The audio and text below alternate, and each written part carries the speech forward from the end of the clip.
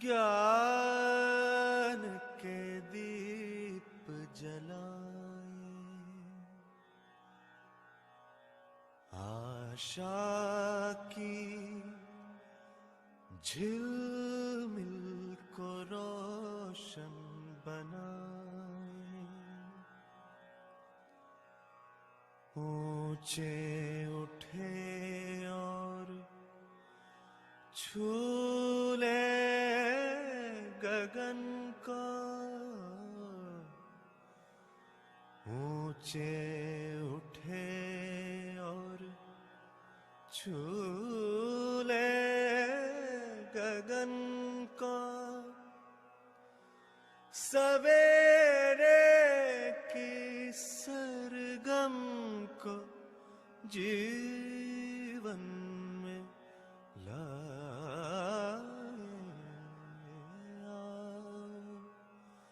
ज्ञान के दीप जलाए। सुन लो दिशाएं बुलाने लगी हैं, हवाएं नए राग गाने लगी है। सभी को नमस्ते, सुप्रभात। बाबा जी के प्रति कृतज्ञता, योगेश भैया के प्रति आदर भाव। आज के सत्र में आपका स्वागत करती हूँ। हम सभी लोग जीवन विद्या एक परिचय इस पुस्तक पर अंकित भैया से प्रस्तुतियाँ सुन रहे हैं। तो अंकित भैया को आज के सत्र में प्रस्तुति के लिए आमंत्रित करती हूँ। अंकित भैया। परिचय पुस्तक है, सबने पठन किया ही होगा। ये पहली पुस्तक है जो अध्ययन क्रम में या पठन क्रम में है, पर मेरे को लगता है कि जो सारे प्रश्न हैं उसके उत्तर तो मध्य दर्शन देता है। जो जैसे मेरे जो रुचि हैं और मेरे लक्ष्य हैं, जो पहला सवाल है, तो शुरू में तो पुस्तक उसके अनुरूप नहीं होगा और पुस्तक मेरे अनुरूप नहीं होगा, मुझे पुस्तक के अनुरूप होना है। मुझे लगता है कि ये हमारी लाइन है। दर्शन वास्तविकता का एक प्रस्ताव है। तो शुरू में तो मुझे बात अच्छी लगेगी। शिविर में हम लोग जो बैठते हैं तो हमको बात काफ़ी अच्छी लगती है, हमको लगता है ये ठीक है, ऐसे ही जीना है। और फिर जब हम वापस अपनी दुनिया में जाते हैं तो लगता है कि वो बात तो अच्छी थी, पर पता नहीं पूरी जीने लायक है कि नहीं है। और हमारे जो पहले से हमारे अंदर कुछ चित्रण हैं, कुछ एस्पिरेशंस हैं, कुछ गोल्स हमने बनाए हुए हैं, उनको हम पूरा करने जाते हैं। फिर वापस आते हैं परिचय शिविर में, तो फिर वहाँ बैठते तो बहुत अच्छा लगता है। जब वापस जाते हैं तो दूसरा रंग चढ़ जाता है।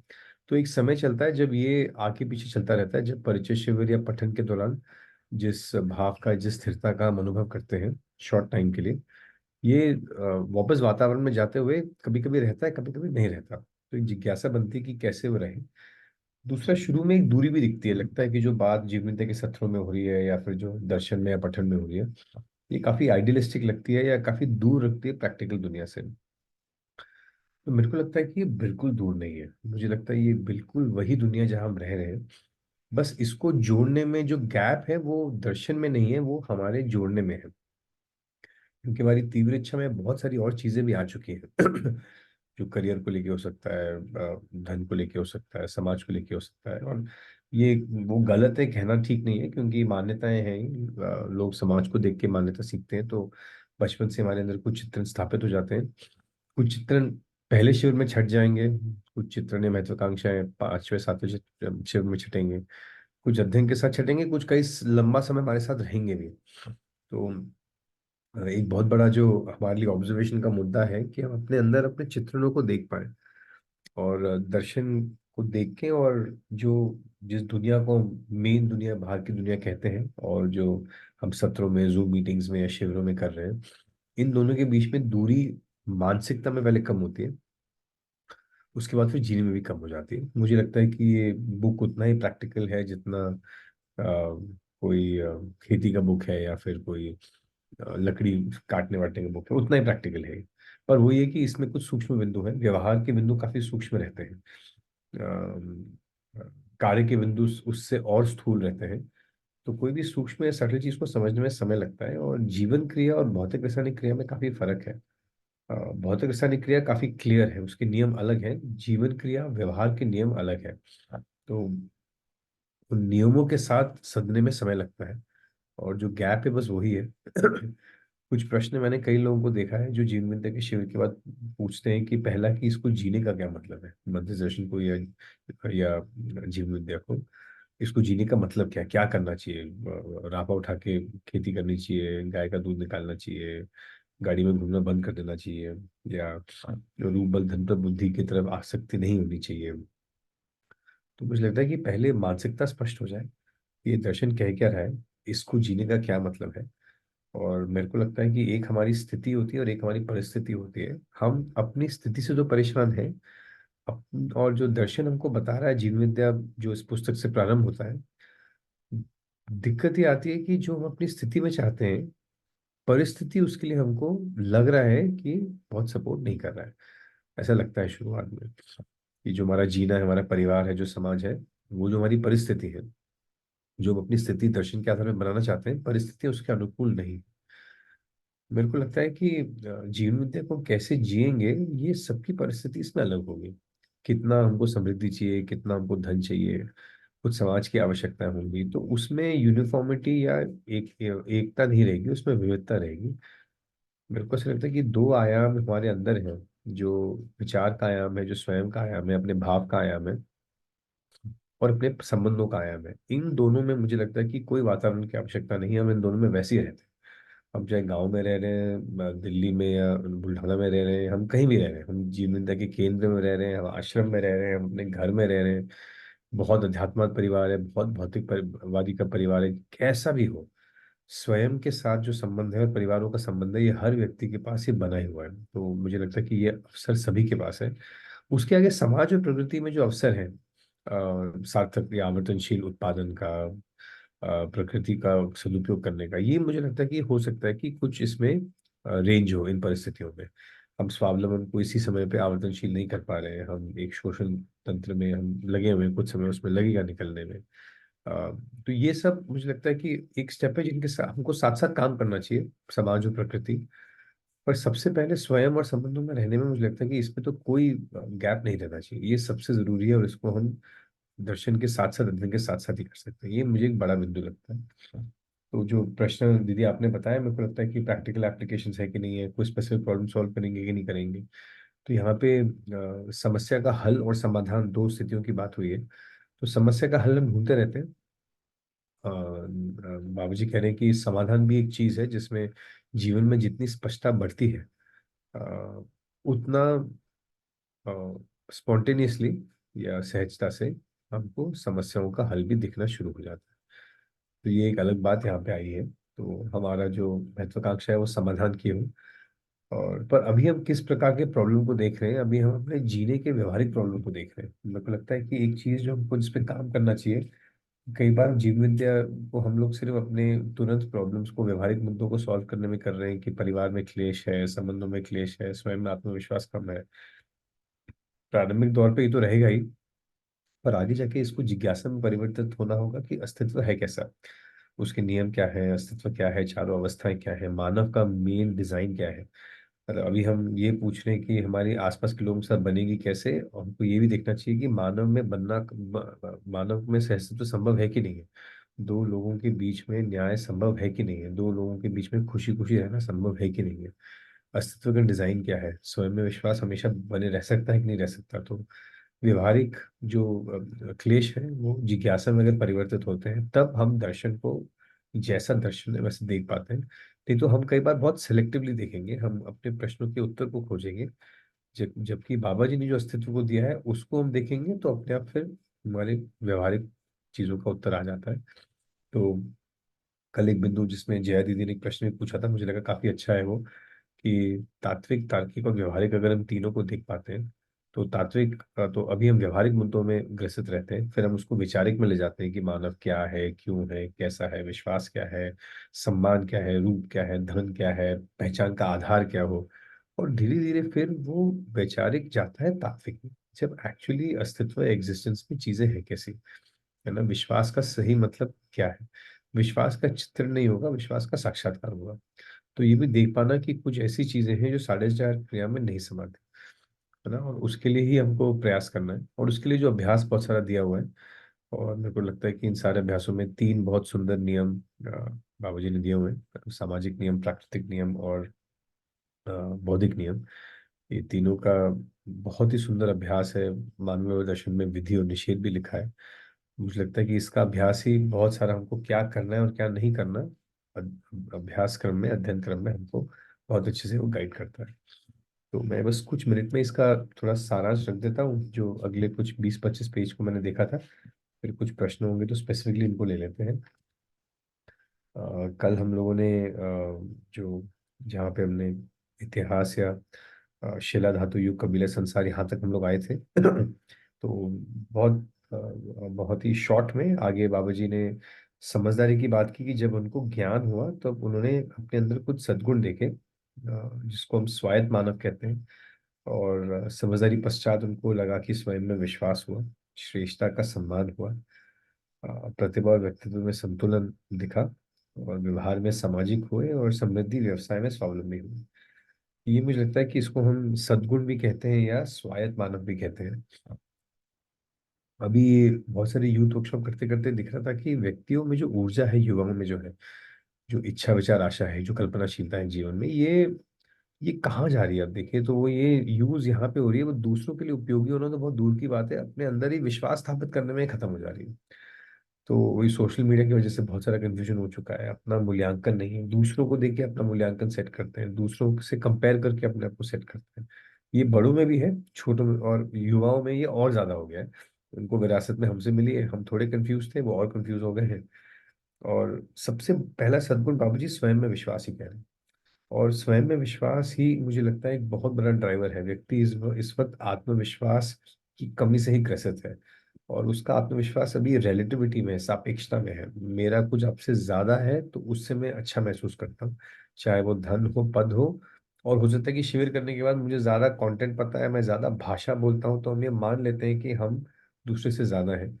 कई बार हम ये भाषा जाके अपने परिवारों को सुना देते हैं और हमको लगता है कि हम समझ गए, उनको समझ में नहीं आता कि इनको क्या समझ में आया। तो ये विश्वास बहुत ही टेम्पररी है, ये सापेक्ष है। ये विश्वास कैसे स्थिर हो जाए, निरपेक्ष हो जाए, बाबू जी कह रहे हैं ये समझ के बाद या ज्ञान के बाद आता है। और जब स्वयं में विश्वास आता है तब एक्चुअली हम बाहर की दुनिया को ठीक से देख पाते हैं। ये देख पाते हैं कि लोगों की आसपास, आपस में उनकी, जो आसपास हमारे लोग हैं, उनकी मानसिक आवश्यकता क्या है, उनकी व्यवहारिक आवश्यकता क्या है। अभी हम उनकी आवश्यकता नहीं देख पा रहे, अभी उनकी यात्रा नहीं देख पा रहे, हम कई काफी हद तक अपनी ही यात्रा से, अपने अभाव से अभी ग्रसित है। जब हम दूसरों को देख पाते हैं, आसपास के लोगों को देख पाते हैं, तब देखते हैं कि एक और मुद्दा उठता है, जो दूसरा सद्गुण है, जिसको कहते हैं श्रेष्ठता की पहचान।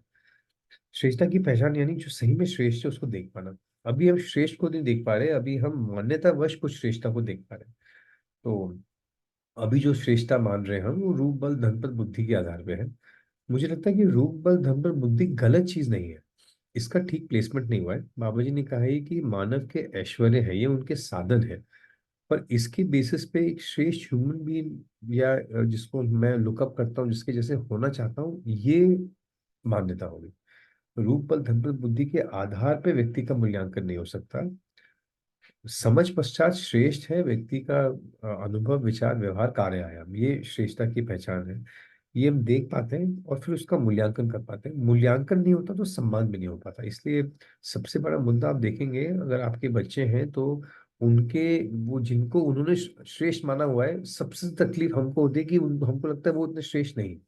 और व्यक्ति जैसे उसकी समझ है, मानसिकता है, वैसे वो श्रेष्ठता को देखता है। तो बहुत सारे श्रेष्ठ लोग अभी फिनटेक कंपनीज के सीईओज होंगे, जो बहुत सारा पैसा कमा चुके हैं, वो होंगे, या सेलिब्रिटीज होंगे। और हम चाह रहे हैं कि वो लोगों का व्यवहार भी देखें, आचरण भी देखें, तो समाज में वातावरण ही नहीं है श्रेष्ठता को पहचानने का।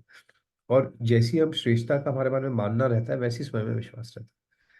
तो स्वयं में विश्वास होता है, समझ के बाद श्रेष्ठता का सम्मान बनता है, उसके पहले बन नहीं पाता। और हमारे अंदर समझदारी है, जिसको हम प्रतिभा कहते हैं, हमारे अंदर सोच है, मानसिकता है, और एक व्यक्तित्व है, जो हमारे जीना है, हमारा आहार विहार व्यवहार, या हमारा लाइफस्टाइल है, या हमारा जीना है, या हमारे हमारे अभिव्यक्ति या जीने में जो भाग भाग है, उसमें संतुलन हो। कई बार हमको लगता है कि ये स्थिति गति का संतुलन है। कई बार मुझे लगता है कि मेरे अंदर काफी सारी प्रतिभा है, पर वो बाहर निकल नहीं पा रही है। या मुझे लगता है कि जितना मैं जी रहा हूँ उतनी मेरी योग्यता नहीं है, अंदर से मेरी योग्यता कम है, बाहर में ज्यादा प्रस्तुत होता हूँ, ज्यादा बड़ा प्रोजेक्ट करता हूँ। इन दोनों में संतुलन भी एक तृप्ति का बिंदु है। नहीं तो कई लोगों को देखेंगे जिनको लगता है कि उनके अंदर है बहुत कुछ, पर बाहर वो निकल नहीं रहा, समाज उसको पहचान नहीं पाए, लोग उसको पहचान नहीं पाए, ये अतृप्ति का एक मुद्दा बनता है।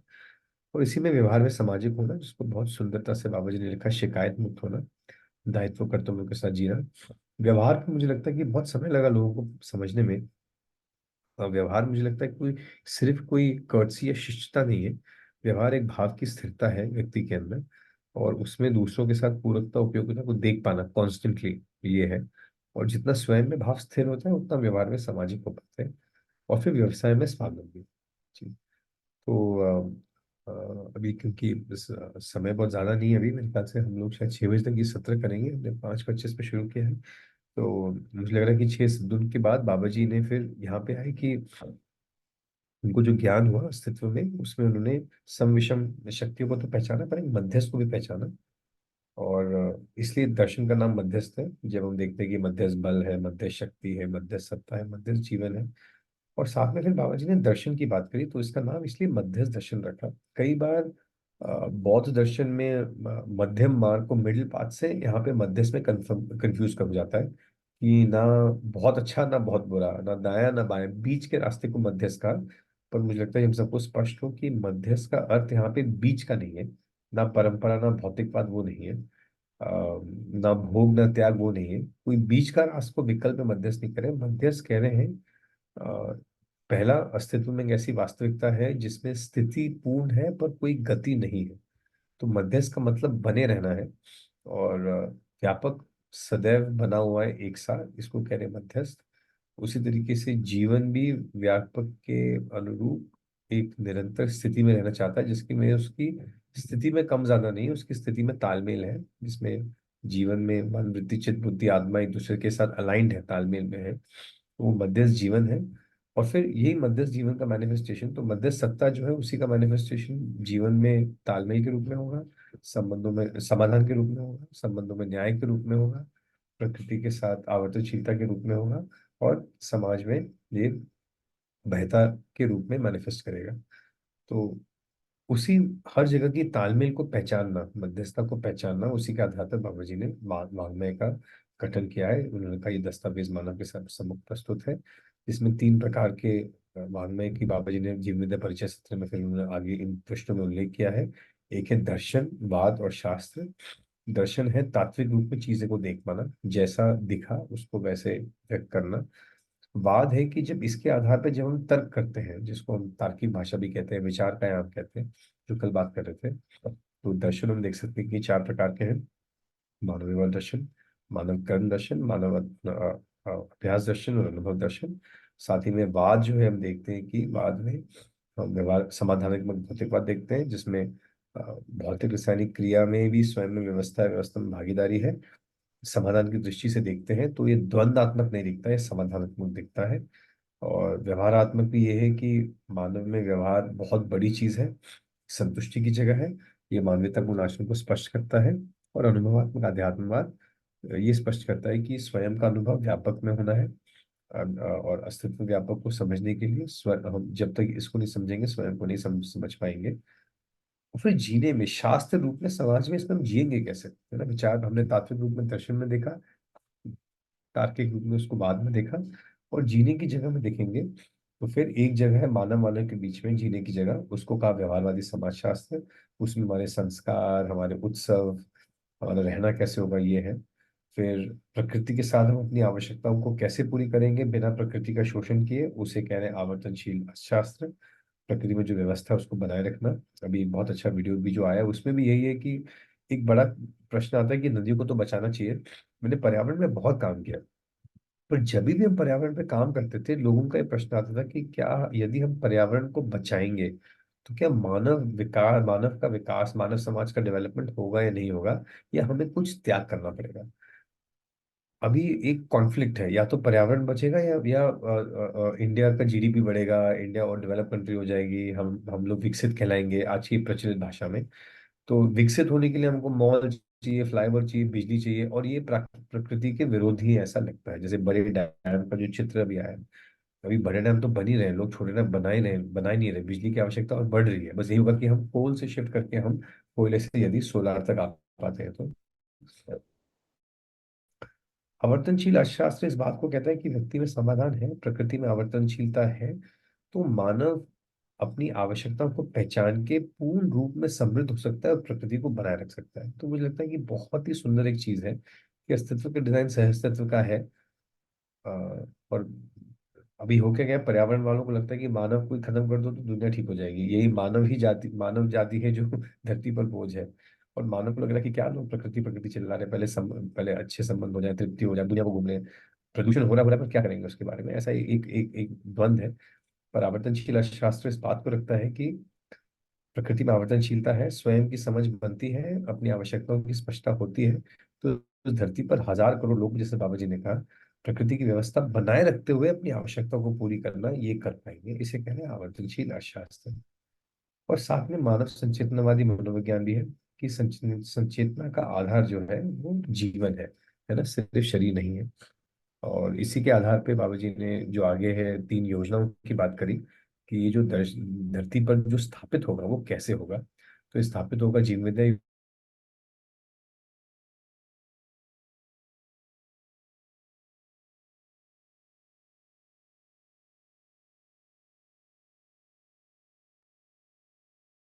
आवाज नहीं आ रही है भैया।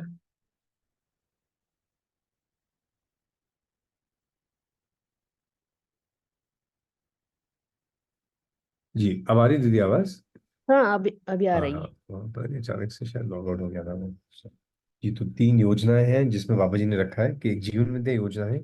सबसे पहले प्रौढ़ लोग, हम जैसे लोग पहले शिविरों को सुनेंगे, हमें जो मान्यता है उसको ठीक करेंगे, है ना, और जो हमने कुछ गलत चित्र बना ली उसको ठीक करेंगे, और फिर शिक्षा में इस पे हम काम करेंगे।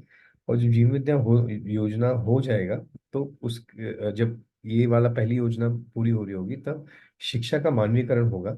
अभी हम लोग बड़े होके जीवन विद्या शिविर कर रहे हैं, पर बचपन से बच्चे में ये बात उसकी शिक्षा में, उसके वातावरण में, उसके अभिभावक और उसके शिक्षक इन दोनों के साथ आ जाए तो समझदारी है उसका शिक्षा में समावेश हो जाए, इसे कहते हैं शिक्षा का मानवीकरण।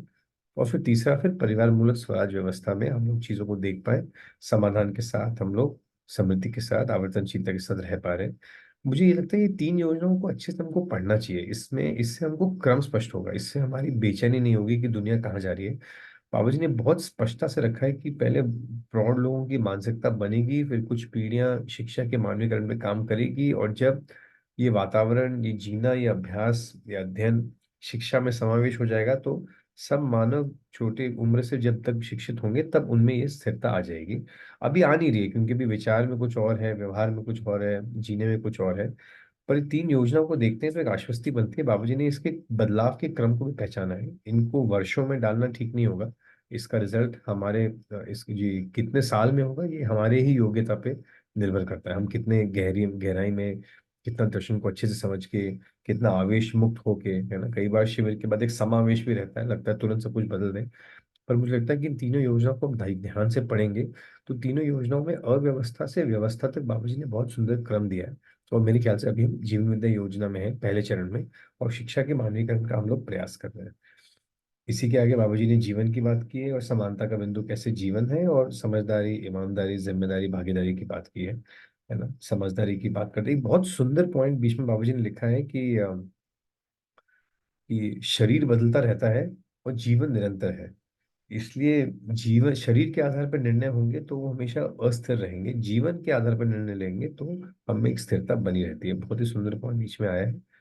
फिर संज्ञा गठनशील परमाणु को, गठनपूर्ण परमाणु को स्पष्ट करते हुए बाबूजी ने जीवन में समानता जो है वो जीवन के आधार पे होगा।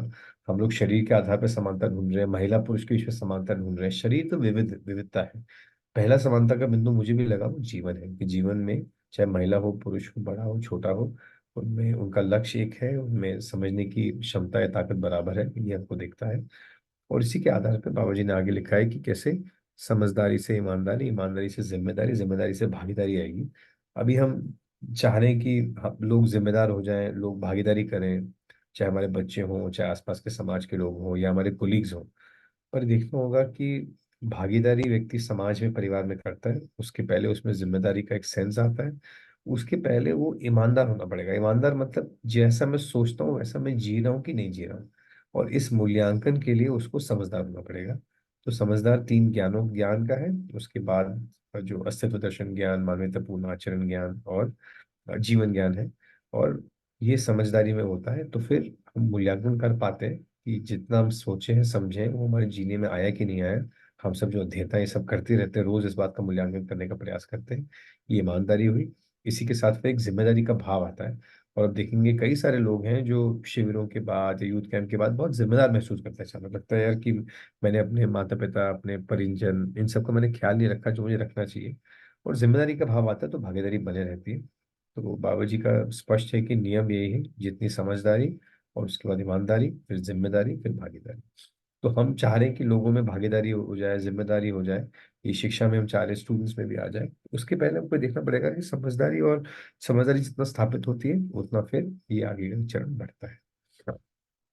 चलिए, मैं सोचता हूँ मैं भी रोकता हूँ, कुछ प्रश्न होंगे तो उन्हीं को लगते हैं, नहीं तो समरी तो और हो ही सकती है। अभी कुछ मिनट है तो अभी जो बात हुई या पुस्तक को लेके कुछ और चीजें तो कृपया बताएं, उस पर चर्चा कर सकते हैं। जी।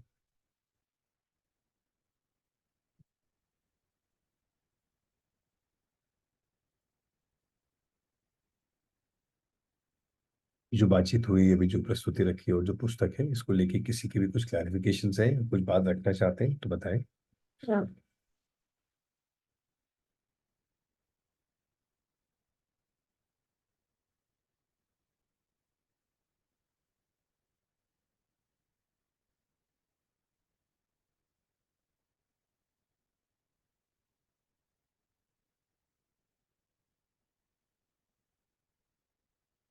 बिंदु है।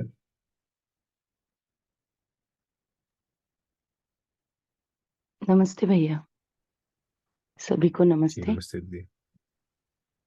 भैया थोड़ा अध्ययन क्रम में मूल्यांकन पर दीदी थोड़ा आपकी आवाज ना मुझे हाँ, कटी कटी हुई आ रही दीदी, एक बार बाकी सबको भी अच्छा ऐसी आ रही है? देखिए अभी। हाँ, नमस्ते। हाँ हो सकता है कि मेरा भी अभी आ रही इंटरनेट है हो। जी भैया। दीदी, हाँ। हाँ जी जी जी। भैया अध्ययन क्रम में थोड़ा मूल्यांकन पर स्पष्टता चाहिए थी। मूल्यांकन के बिंदु आधार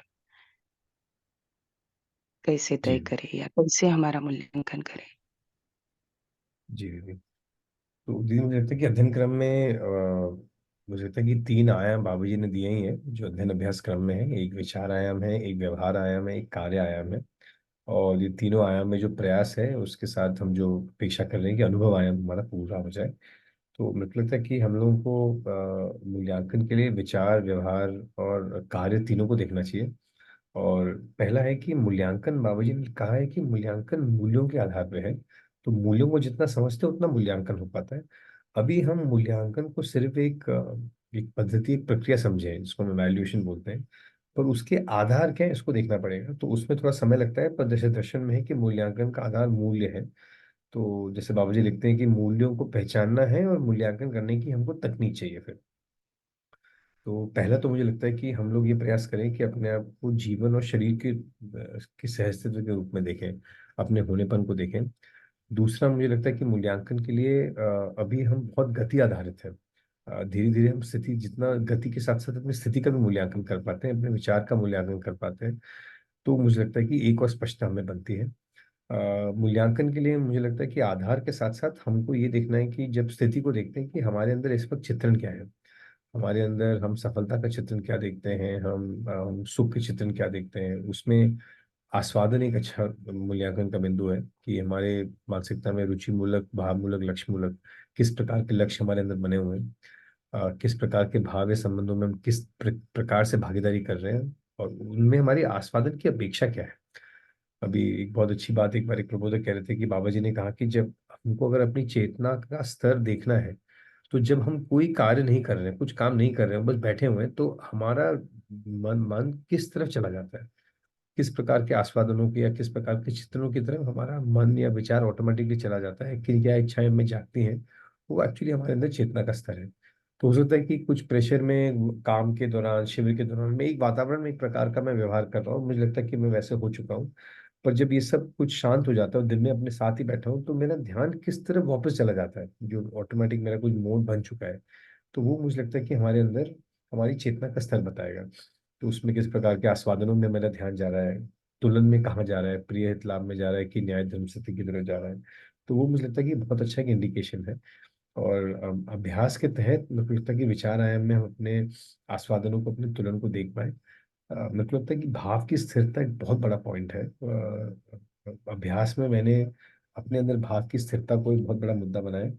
कुछ वर्ष पहले मेरे साथ एक घटना हुई कि से शुरू में हमेशा लगता है कि मैंने आपके प्रति अच्छा बोलो, आपको अच्छा लगा, हम दोनों को अच्छा लगा। फिर एक सिचुएशन आती है जब मैंने आपके प्रति, मेरा भाव थोड़ा ठीक नहीं था, पर मैंने आपको ठीक से पैकेज करके तो बात बोल दी, आपको पता नहीं चला कि मेरा आपके प्रति भाव खराब है। तो मैं बच गया, ऐसा में आता है। पर एक समय के बाद हमारा पहले तो लक्ष्य यही रहता है कि मेरा किसी के प्रति भाव हिला या विचार खराब हुआ तो उन व्यक्ति को ना पता चले। पर एक समय के बाद जब ये स्पष्ट होता है कि हम अपनी स्थिति पे ही ध्यान देते हैं, तो हमारा विचार में अगर कुछ मान नेगेटिविटी आती है या हमारा भाव खराब होता है, तो दूसरे को पता चले नहीं चले, उसको मैं भी भोगता हूँ दुख के रूप में, क्योंकि मेरी मानसिकता हिलती है, मेरे अंदर का तालमेल हिलता है। साढ़े चार क्रिया में एक नेगेटिविटी आती है, चीजें हिलती हैं, अस्पष्टता बढ़ती है, स्पष्टता कम होती है, और व्यवहार में भी दिक्कत होती है। जब हमारा भाव हिल जाता है तो किसी व्यक्ति से आंख मिलाने में भी हम लोग संकोच करते हैं। तो एक मेरा एक व्यक्तिगत लक्ष्य बना अभ्यास रूप में कि सामने व्यवहार कैसा हो रहा है एक चीज है, मेरे अंदर एक किसी के प्रति मेरा भाव ना हिले, उस स्थिरता को मैं मेंटेन करूं। ये मेरे लिए एक बड़ा मेरे लिए एक लक्ष्य हुआ। और इसी का मैं अभ्यास कुछ वर्ष किया, मुझे बहुत ही इसमें मुझे लगा कि कुछ अच्छे रिजल्ट आ रहे हैं और उस तरफ मैं बढ़ रहा हूँ। तो मेरे को लगता है कि जो मूल्यांकन का आपने कहा, बाकी सारे मूल्यांकन के लोगों के पास है ही, पर एक व्यक्तिगत अभ्यास मैंने किया है कि मेरे अंदर स्पष्टता विचारों में और भाव में स्थिरता ये हमेशा बना रहे। अब मेरा लक्ष्य ये नहीं है कि सामने वाला को मैंने, उसको अच्छा लगा बुरा लगा वो तो करना ही है, एक अच्छा व्यवहार। पर अपने अंदर अगर ये भाव की स्थिरता और विचार की स्पष्टता हम उसको मेंटेन कर पाते हैं विषम परिस्थितियों में भी, तो मुझे लगता है कि व्यवहार सहज ही हो जाता है। फिर हम किसी से असहमत भी हैं तो बहुत बोलने में दिक्कत नहीं रहती है। पर अगर असहमति है, भाव खराब है, तो फिर हम लोग सरलता और सहजता के साथ सामने के सामने प्रस्तुत नहीं हो पाते। तो दीदी, मूल्यांकन में वैसे तो बहुत सारे बिंदु हैं, पर मेरे को लगा कि अपने स्थिति के अंदर भी गति के साथ तो ध्यान जा ही रहा है, प्रकृति के साथ, समाज के साथ, व्यवहार में। पर अपने अंदर भाव और विचार की स्थिरता को ऑब्जर्व कर पाना अलग अलग परिस्थितियों में, विषमता में भी, ये मुझे लगता है कि ये एक अपने अंदर भी एक मूल्यांकन का बिंदु है। और एक एक निरंतर ध्यान और अभ्यास का बिंदु मैंने अपने लिए बनाया हुआ है कि मैं अपने अंदर के वातावरण, जीवन के अंदर के वातावरण को हमेशा स्थिर रखूं, स्पष्ट रखूं। ये मैं बहुत प्रयास करता हूँ। जैसे होता है ना, हम झाड़ू लेके कमरा को साफ करते रहते हैं, मैं कोशिश करता हूँ कि हर दिन अपने जीवन के अंदर की जो कचरा है, या फिर भाव अभाव है, अस्पष्टता है, या एक दो दिन का बैगेज है, किसी के साथ मनमुटाव हुआ है, उसको रोज साफ करके उसको स्वच्छ रखूं। मुझे लगता है कि उस अभ्यास से कुछ कुछ चीजें आगे बढ़ी हैं। जी दीदी, अभी तो इतना ही रखता हूँ, और भी बिंदु हैं। जी। बढ़िया बढ़िया। नहीं, बहुत सुंदर भैया। आपके अभ्यास हम भी करने का प्रयास करेंगे। बहुत सुंदर। जी।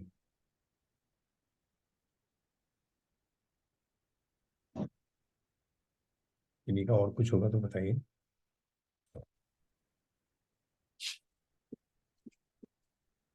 धन्यवाद भैया जी।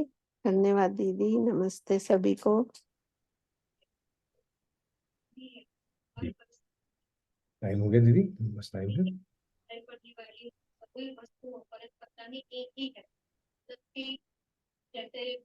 हनी तेजू, हनी तेजू,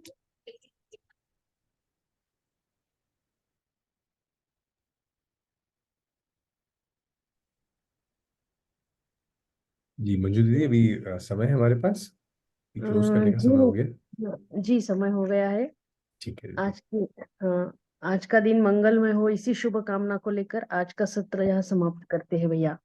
जी दीदी। कल फिर से दीदी, मिलेंगे सुबह 5 हाँ, बजे। जी दीदी दीदी, कल 5:20 पे शुरू होगा, फिर कैसा रहेगा कल से? हाँ, 5:20। 5:20 से आपका 6 बजे तक करेंगे, ठीक है। तो हाँ ये कैसे रखें, प्रश्न कितने हैं, प्रस्तुति रखें कि कुछ जिज्ञासा भी है, उस हिसाब से फिर मैं वो तैयारी करूंगा। जैसे अभी चल रहा है, आज चल रहा है, वैसे ही करें। हाँ वैसे आप ही आप चलेगा। जी, आप सब बताए दीजिए, क्योंकि अगर कुछ प्रश्न होंगे तो उनसे भी शुरू कर सकते हैं, क्योंकि प्रस्तुति तो एक दिशा में चली रही है। तो बिल्कुल ग्रुप में ही बता सकते हैं, मैसेज कर दें मेरे को जैसा ठीक लगे, बाकी सब भी बता सकते हैं। तो मुझे लगा कुछ जिज्ञासाएं होंगी स्पेसिफिक, जैसे कल तार्किक व्यवहारिक का आया, कुछ और होगा तो उसको लेके भी चल सकते हैं। जी, जी भैया, ठीक। जी, धन्यवाद भैया। जी सभी को नमस्कार, नमस्ते। सभी को नमस्ते, धन्यवाद भैया। सभी को नमस्ते भैया दीदी।